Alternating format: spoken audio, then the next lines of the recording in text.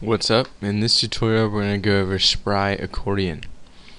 This is similar to the tabbed panels that we went over in the last tutorial, except it's not actually tabbed. It's what's called an accordion.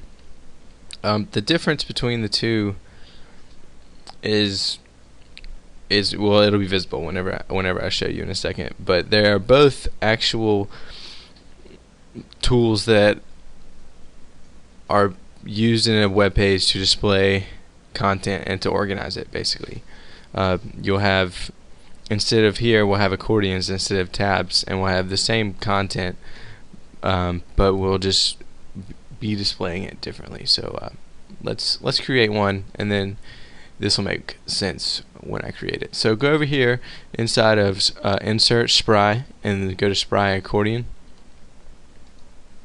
and it inserts all of the code for us.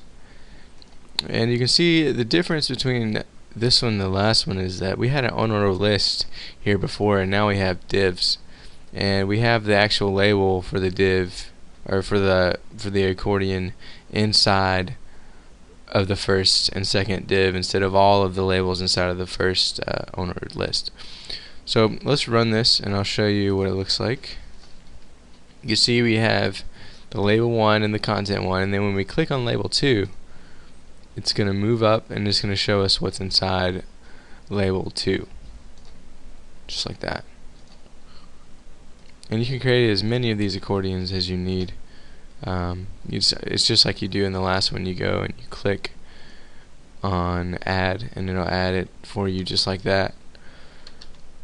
So now you can see that instead of having 2, we have 3, and we can move back and forth in between each one. And just like with the tabbed panels, you can control the look and feel of all of this inside of the CSS here.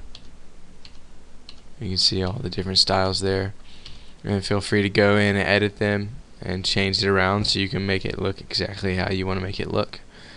And that is basically all you need to know about how to create accordions inside of Dreamweaver CS4. These things are really cool when you're dealing with different pieces of data that you want to display, but they are similar in a way, and you can put them all in a little accordion, and the user can scroll, or not scroll, but click, and she or he can see what is inside of each accordion. In the next tutorial, we're going to be going over collapsible panels, and we're actually going to be taking a few things that we learned in the past forms series and using that inside of the collapsible panels. This next tutorial is my favorite thing that has to do with Spry, so make sure and watch that, because I think you guys are really going to like the collapsible panels. So I will see you in the next tutorial.